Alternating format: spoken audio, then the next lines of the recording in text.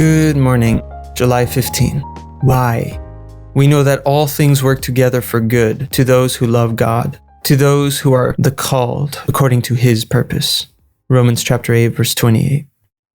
Every Christian eventually has an experience that seems totally inconsistent in the life of a child of a loving God.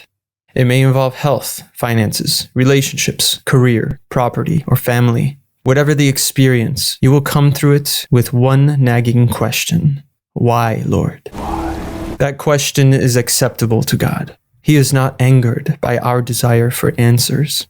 As an example, Job was never rebuked by God for wanting to understand his own experience. But God did challenge Job's assumptions. Job thought he knew everything there was to know about God and his ways. Only after an extended period of questioning by God did Job realize he really didn't know God at all. Job chapters 38 through 41.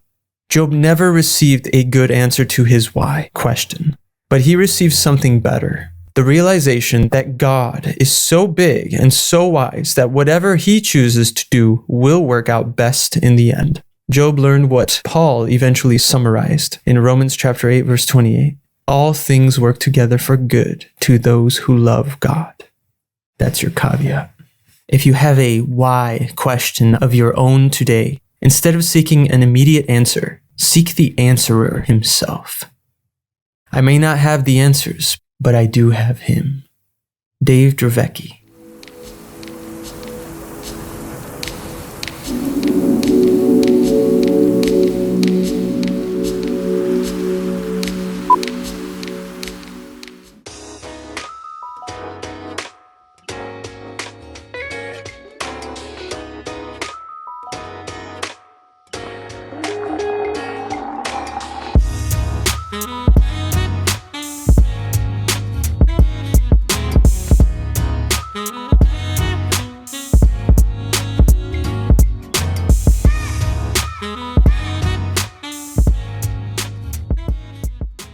Good evening, spiritual maturity.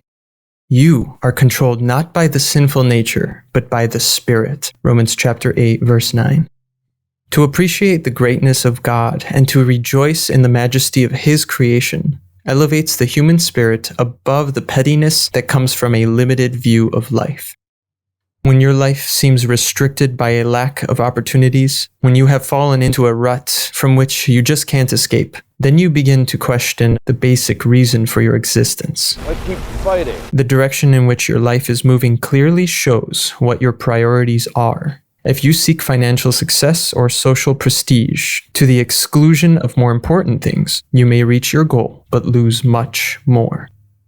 Because God created us as spiritual beings, you can never be satisfied by worldly things.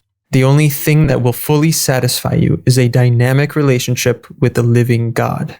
This can be achieved only through a steadfast faith in Jesus Christ. This faith encompasses your acceptance of Jesus as Lord, as well as allowing his Spirit to manifest himself through you.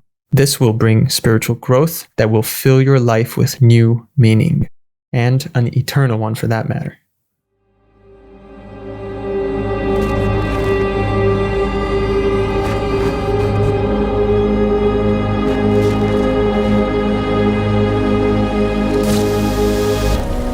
Why, Mr. Anderson? Why do you persist?